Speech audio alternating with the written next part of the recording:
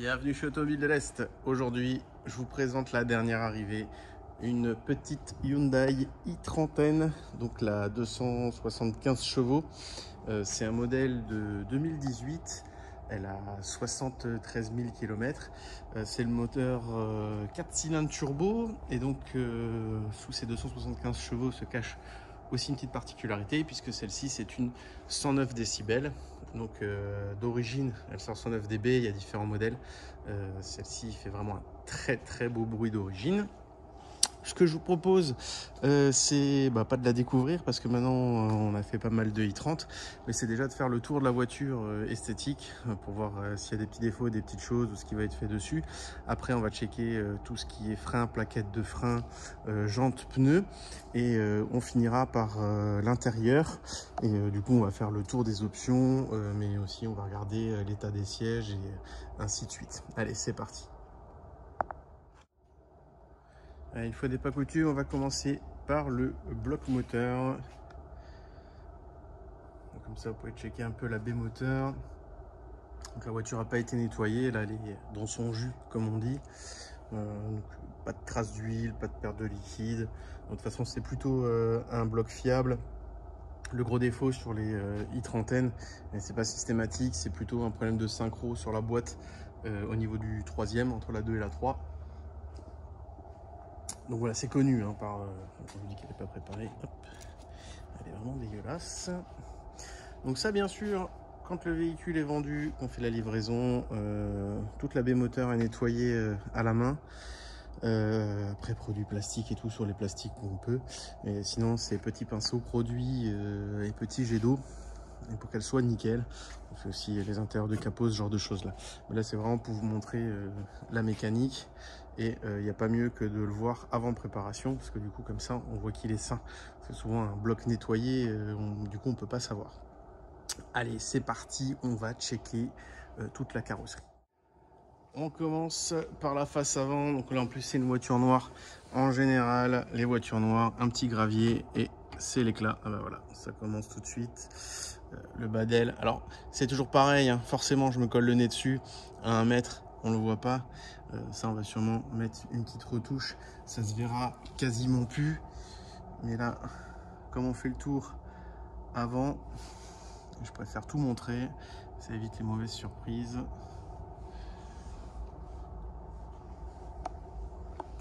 C'est une rayure, ça?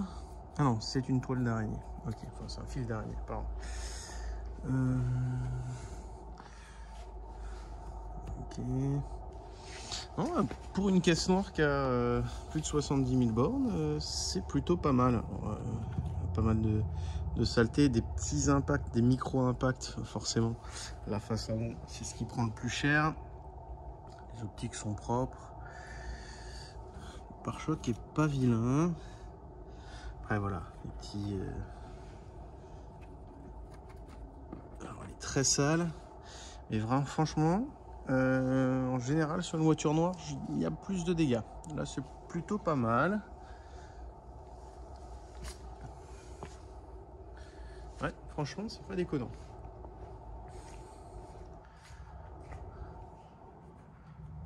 Voilà, des petits impacts de cailloux. Pareil, petite retouche, ça se verra plus. Sinon, c'est propre, pas d'oxydation. Parce que bien souvent, on prend une sale caillasse juste ici et après, ça s'oxyde. Ça arrive pas systématiquement, mais régulièrement. De toute façon, c'est ou au-dessus du pare-brise ou en plein dedans. C'est ou l'un ou l'autre. Alors, sur le profil, alors je vois pas de coup de porte. Je regarde en même temps. Par contre, je vois des petites traces. Alors ça, c'est de la trace d'humidité d'eau. Et ça, par contre, ok, non, ok, c'est rien, c'est juste de la saleté. Sinon, elle est micro-rayée. Puis comme d'habitude, surtout avec le noir, les intérieurs de poignée. Quand vous venez chercher, vous tapez avec les ongles. Ça, c'est pareil quand on la prépare. Un petit coup de lustrant à l'intérieur des poignets. Et c'est quasi comme neuf. Sur l'arrière, plutôt propre. Même en termes de micro-rayures, je me demande s'ils n'ont pas passé un petit coup de polish à la main. Parce que c'est hyper léger. Ah, si, mais en fait, c'est les traces de blanc. Là, ils ont mis un petit coup de polish à la main.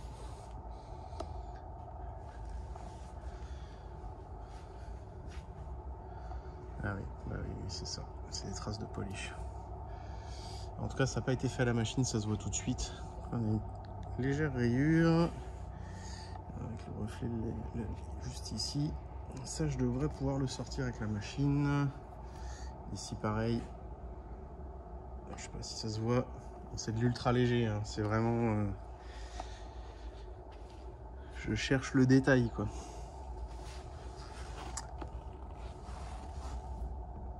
Ok, petit impact. Petite retouche, peut-être. À l'arrière. Ah bah là, à mon avis... Alors ça, je pense qu'il y avait le logo. Un amateur l'a enlevé. Bon, ça c'est pareil. Retouche, ça sera complètement invisible. Sinon à l'arrière, rien de spécial. Les feux sont propres. Mais toujours ce petit aileron là avec un peu le feu type F1. Bon, pas placé en bas mais en haut. Et vraiment sympa. Alors là on a... Ah oui, tiens. Ici à l'arrière. Je vais juste faire d'abord le profil. Je vois pas de bosse. Pas de coup de porte. Mais l'aile arrière et la porte passager arrière vont être repeintes. Puisque là on a une belle rayure, un petit coup de clé là. Ce qui fait toujours plaisir quand vous revenez de là sur le parking. Et ici, alors là, c'est vraiment un manque de peinture. Ici aussi. Mais la rayure en plus continue jusque là. Donc c'est quasiment une demi-porte. Donc du coup les deux panneaux là c'est prévu. Le carrossier dès qu'il y a de la place normalement début de semaine prochaine. D'ailleurs quand la vidéo paraîtra normalement ça sera déjà fait. Et porte avant. La saleté. Porte avant c'est propre. Et du coup on a fait le tour. Voilà, c'est pas déconnant pour une voiture noire surtout. Donc vraiment le plus gros dégât, j'ai envie de dire, c'est les deux petits points sur la malle arrière et le petit point sur l'aile avant. Juste ici, on va faire une petite retouche. Et surtout l'aile et la porte arrière passager, mais qui vont passer chez le carrossier de toute façon. Donc ça sera comme neuf. Bon allez, maintenant on va checker tout ce qui est jantes, pneumatiques et freins. Alors on va commencer par l'avant droit, donc côté passager, et on est sur du pneu 235 35 19, donc en pneu hiver.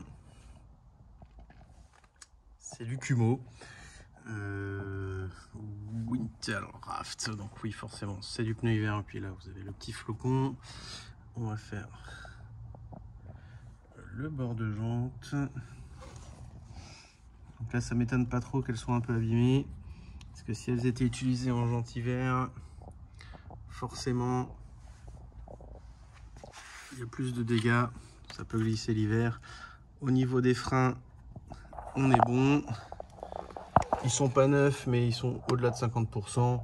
Et au niveau des plaquettes, on est sur du quasi neuf hein, sur les plaquettes.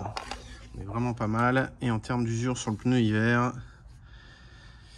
on est sur du 7 mm, 6 mm, 7 mm. Donc du pneu encore bon à 60-70%. Il fera encore 3 ou 4 saisons s'ils sont bien stockés. On va faire l'arrière passager.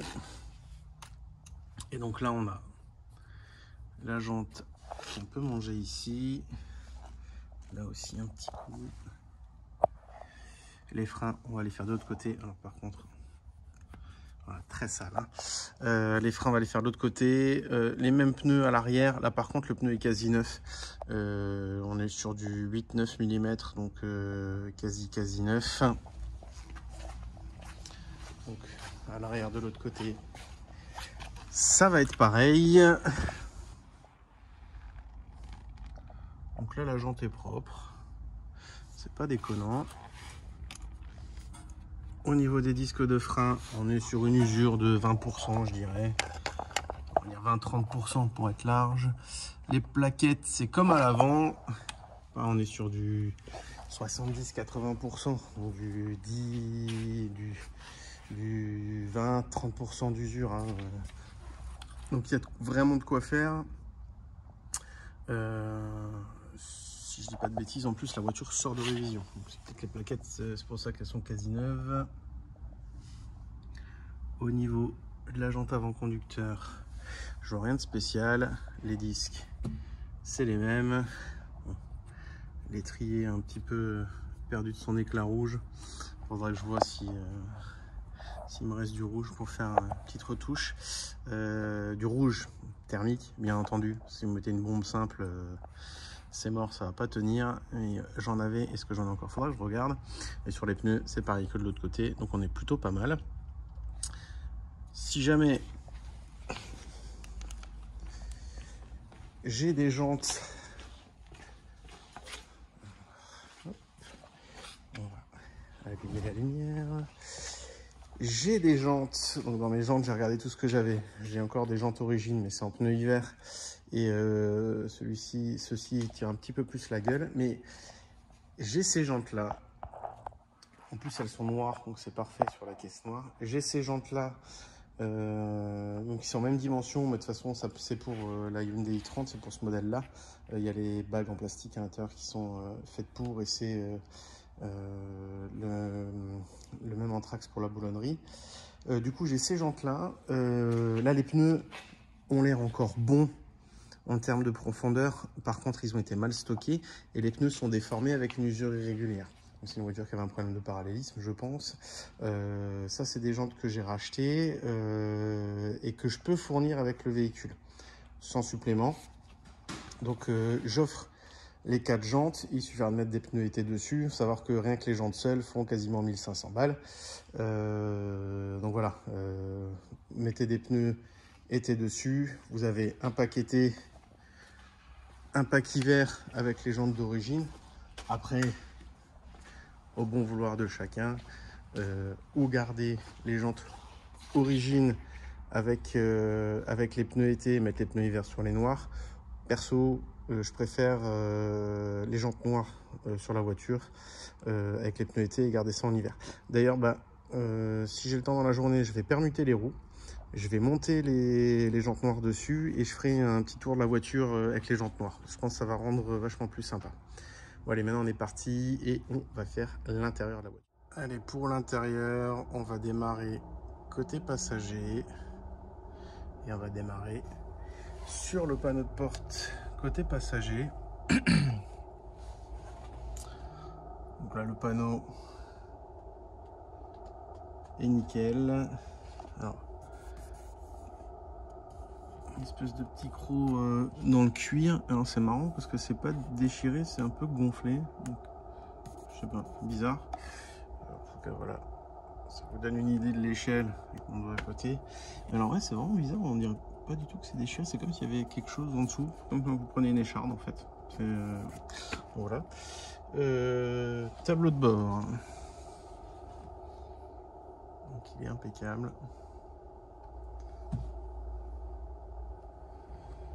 Le volant est nickel. Et le plus important, le petit siège électrique, le petit baquet Alcantara simili cuir. Donc Alcantara simili cuir avec le petit gaufrage N. Très sympa. Siège sport. Pareil, la voiture est dans son jus, donc dégueulasse. C'est pas comme ça qu'on les livre, je vous rassure. Donc siège électrique passager, pas mémoire. La mémoire est uniquement sur le siège conducteur. Mais voilà, il y a tout ce qui est lombaire, dorsaux compagnie. Et le plus important, le latéral qui est impeccable. Alors là, on a légère décoloration, un classique. La ceinture. Et là, l'assise, bien rigide, c'est nickel. Bon, ça c'est pareil. Alors ça, une voiture qui a 70 000 km, forcément, il y a de l'usure. Ça, c'est quelque chose qu'on peut avoir même avec du simple cirage pour chaussures. Voilà. je préfère le montrer de toute façon et j'évite le cirage chaussure pour une simple et bonne raison. Vous avez une espèce de surcouture en gris et quand vous mettez le cirage, si vous le faites mal, vous allez aller sur la surcouture, ça va se voir, c'est pas très joli. Mais il existe des produits pour reteinter et vernir, c'est beaucoup plus intelligent à faire, ça prend plus de temps. Il y a des professionnels qui le feront, c'est pas excessif, il faut compter environ 200 €. Et en fait, il va vous reteinter toute cette partie là. Donc ça après c'est comme neuf. Il y a différentes teintes, enfin bref, il y a des professionnels qui sont là pour ça. C'est mieux que de mettre du cirage, mais disons que la solution pas chère, c'est du cirage à chaussures noires ou plus gris pour cette teinte là, je dirais. Mais sinon chez un pro, comme dit, n'hésitez pas parfois à contacter des professionnels de l'auto pour refaire des choses dans des voitures, même si là on parle d'un détail, hein. Le siège est nickel, le rembourrage est nickel et la structure est impeccable. Mais si vraiment vous voulez une voiture top, bah, il y a deux solutions. C'est ou mettre 3 fois le prix de la voiture et l'acheter neuve, ou comme là, quand elle a 70 000 km, corriger ces petits détails-là, qui reviendront de toute façon dans le temps, et aller chez un pro du cuir qui va vous faire ça. Et parfois vous êtes surpris des tarifs, hein. On s'imagine toujours que c'est hors de prix, que c'est inaccessible, qu'il faut refaire un cuir, qu'il doit changer le cuir, et non, il peut simplement le reteinter. C'est comme un carrossier qui va vous repeindre une pièce de voiture. Enfin bref, on va passer à l'arrière. Donc le panneau de porte arrière qui est nickel. Le dossier du siège. La banquette. Alors, la banquette, je regarde en même temps. Donc il y a des isofix, hein, c'est obligatoire depuis les années 2000, je sais plus combien. Et du coup je vérifie à chaque fois, et surtout là quand c'est l'Alcantara. Et il n'y a aucune trace de siège enfant. Le porte 1664, obligatoire en Alsace, hein. Vous avez une amende, hein, si vous n'avez pas de porte-canette dans la voiture. Hop. Et au niveau du coffre, alors là en plus, petite surprise du chef, barre anti-rapprochement origine, hein, c'est une option, hein, sur les i30, et donc du coup celle-ci là, c'est marrant parce que la plupart du temps c'est toujours des modèles de couleur noire qui sont équipés. On a eu beaucoup de bleu et elles l'ont quasiment jamais, et c'est la troisième i30 noire que j'ai, je crois, et systématiquement barre de renfort, donc c'est assez marrant. Hop. Ok, il y a le kit, il y a même le gilet encore, magnifique. Petite prise 12 volts, petit crochet, ça peut être le sac de course, donc rabattable de tiers 1 tiers, les crochets de deux côtés, rabattable de tiers 1 tiers, petite trappe à ski d'ailleurs, je me sais le nom toutes, de tiers 1 tiers, mais bon avec la barre anti-rapprochement forcément ça peut coincer.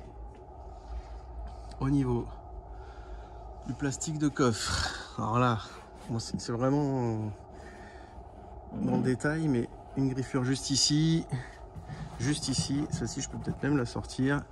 Le classique, hein, avec le coffre, hein, vous mettez un carton un peu haut dedans ou n'importe, ça bouge, ça frotte et vous avez automatiquement une trace. Hop. Alors, on va aller côté conducteur, on va checker le panneau de porte. Wow, je sais pas si ça rend à l'écran, mais quelqu'un a essayé de nettoyer le panneau de porte avec un produit type bombe acheté dans un supermarché de l'automobile, comme je dirais, pour pas citer de marque. Et voilà, c'est des produits, quand vous les mettez mal ou vous passez à la bombe comme ça, vous allez avoir ce genre de traces. Nous on utilise d'autres produits, des produits pro qu'on a par bidon de 25 ou de 50 litres et qui sont vraiment top. Et moi ce que je conseille souvent, si vous avez un pulvé, c'est pas de pulver directement sur la matière, mais c'est pulver sur le chiffon et de bien prendre le temps de passer partout, du coup vous n'aurez pas ce genre de traces. Donc ça sera préparé. À l'arrière du siège conducteur, il devait quand même y avoir des gosses, parce que déjà sur le siège là-bas j'ai vu 2-3 petites traces mais qui s'enlèvent, hein. Et là je vois des traces de genre type un peu soda, et des traces ici, donc à mon avis il y avait des gamins mais qui étaient trop grands pour avoir les sièges enfants. On tant mieux, du coup ça fait pas de traces, c'est très propre, un bon nettoyage, et on sera vraiment pas loin du neuf. Franchement pour une caisse de plus de 70 000 avec des gosses, très bon état. J'ai déjà eu bien pire, même la console au milieu, il n'y a pas de dégradation. Je pense que c'est quelqu'un qui faisait quand même assez attention. On a tous un ami ou quelqu'un dans la famille ou parfois nous-mêmes avec un Scénic, hein, avec les gamins derrière où on a abandonné et le Scénic appartient au gosse. Et du coup c'est bonbons, soda par terre, traces sur les sièges, enfin ouais, vous voyez ce que je veux dire. Là, petit impact sur le panneau, sur le cuir. Rien de méchant, mais c'est présent. Et à l'avant,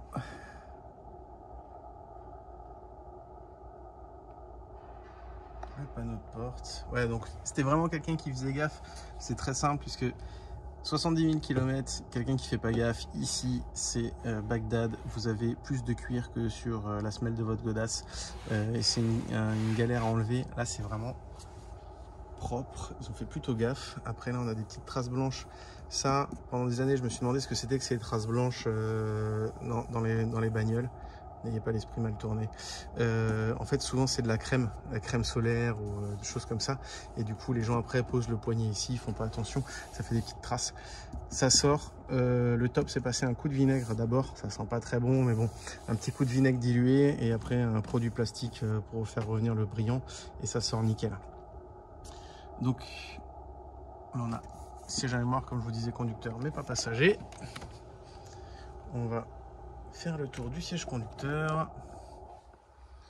Donc pareil, l'assise est nickel, le latéral aussi bien rigide, et après voilà, classique, petite décoloration sur la surcouture comme de l'autre côté. En bas ça va, et donc ça aussi ça me fait dire que c'est quelqu'un qui faisait attention, parce qu'avec des baquets comme ça, quand vous faites pas gaffe, vous l'écrasez et souvent c'est abîmé. C'est d'ailleurs une des maladies dans les Golf, maladie entre guillemets, c'est en général c'est le point faible sur les sièges des Golf GTI par exemple. Sur la i30 j'ai jamais eu encore le cas, même là vous voyez 70 000 km et c'est complètement rigide, c'est comme de l'autre côté, alors que celui-ci on ne serait plus jamais dessus bien entendu. Et on va passer dedans. Ça c'est pareil, à partir de 50 000 bornes en général, ici dans les i30, le volant est souvent usé. Alors est-ce que les gens conduisent comme ça et ont des bagues, font pas gaffe, j'en sais rien. Mais là en tout cas, il est vraiment propre. Donc je pense que c'est vraiment quelqu'un qui faisait attention. La voiture est juste sale, donc c'est rien de fou.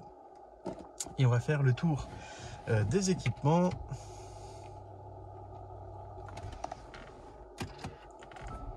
Keyless, ouverture et démarrage sans clé. Ouverture et démarrage sans clé. Feu auto, essuie-glace auto. Xénon LED bien entendu.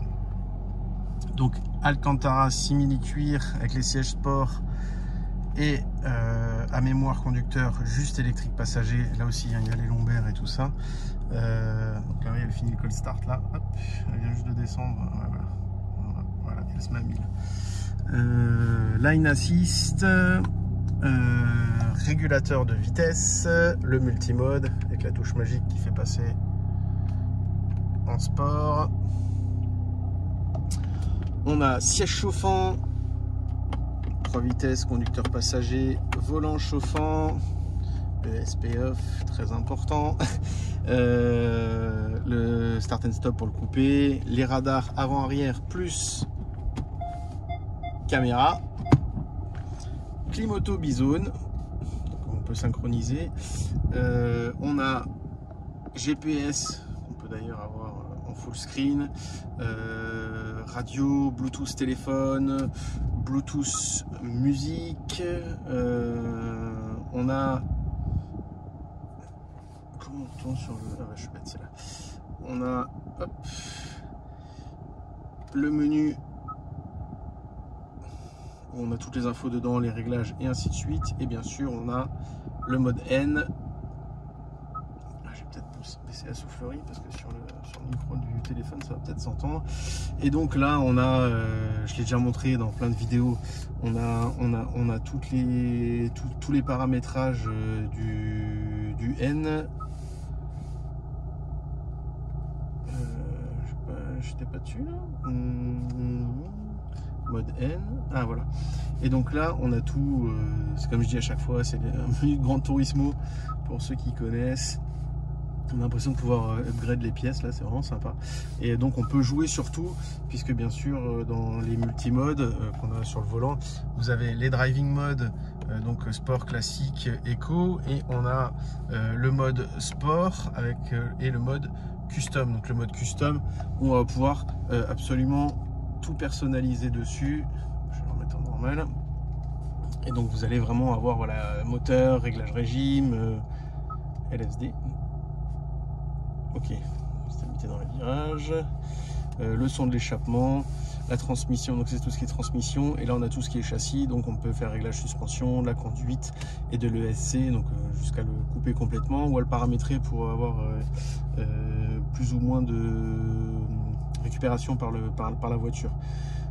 Perso c'est plutôt off pour moi. Là on a tout ce qui est voilà, léger latéraux, ce genre de choses là, donc c'est vraiment très complet. Pareil, on a les plages turbo, c'est là que j'étais avant, les plages de couple, la puissance utilisée, donc c'est vraiment ultra complet pour ceux qui voudraient d'ailleurs faire de la piste.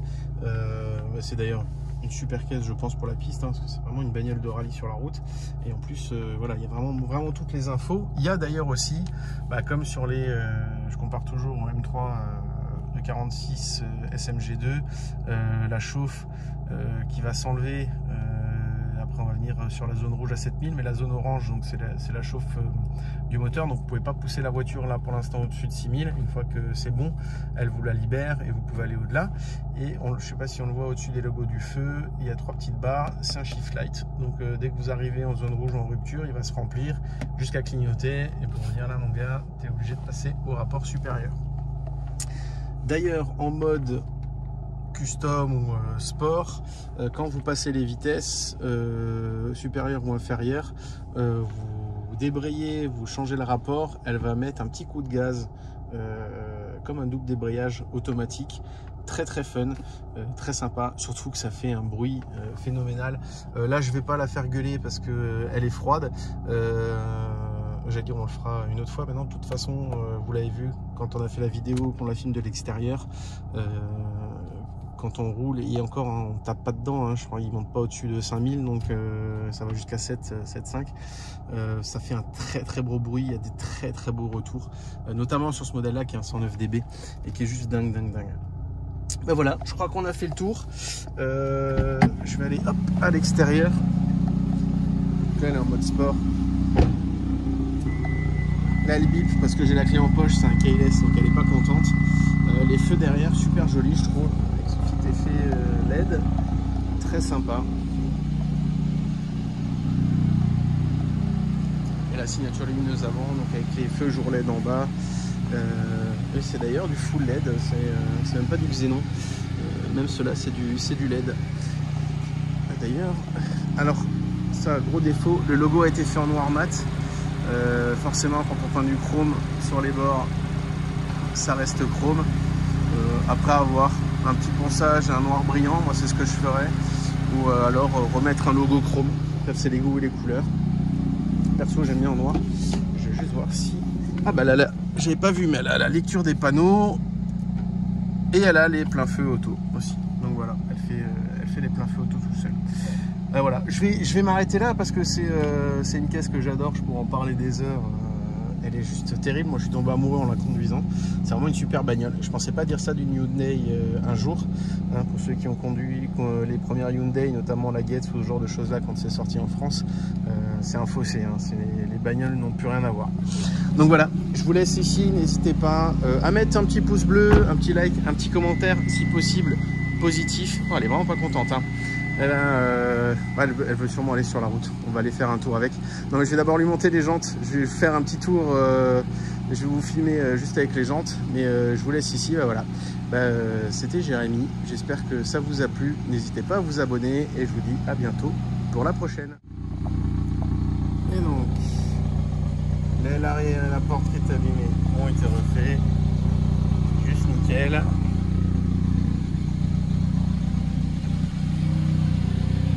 Les petites jantes avec les pneus été mais qui sont au bout, c'est du Pirelli, faudra les changer incessamment sous peu, mais les jantes en full black sont juste démoniaques, ça lui va super bien.